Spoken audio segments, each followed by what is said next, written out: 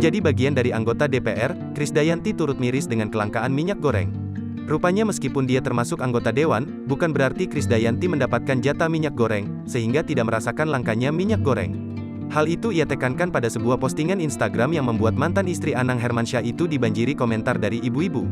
Krisdayanti diserbu emak-emak yang protes soal harga minyak goreng. Seperti yang diketahui, belakangan minyak goreng menjadi barang langka yang keberadaannya sulit didapatkan masyarakat. Namun, baru-baru ini stok minyak goreng sudah kembali melimpah tetapi dibanderol dengan harga yang tinggi. Sebagai anggota DPR, Krisdayanti pun ikut menyoroti fenomena ini.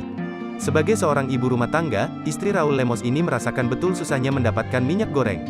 Melansir dari Kompas.com, hal itu diungkap Krisdayanti lewat unggahan di akun Instagram @krisdayantilemos, Jumat, tanggal 18 Maret tahun 2022.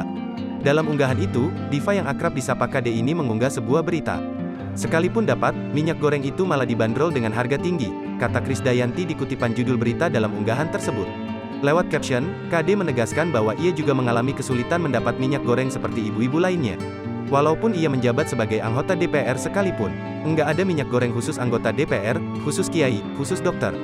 Sama semua kesulitan minyak goreng, tulis Krisdayanti. Ibu kandung Aurel Hermansyah ini pun mengkritik kebijakan Menteri Perdagangan, Mendak soal prahara minyak goreng di tanah air. Saya juga pernah dengar Mendak bilang harga eceran tertinggi, tidak akan dicabut. Kita punya minyak yang sangat banyak, dan ada statement bahwa sudah tahu minyak yang ditimbun ada di mana. Tapi kemudian mengakui telah terjadi kebocoran minyak goreng murah yang dijual ke luar negeri, kritik Krisdayanti.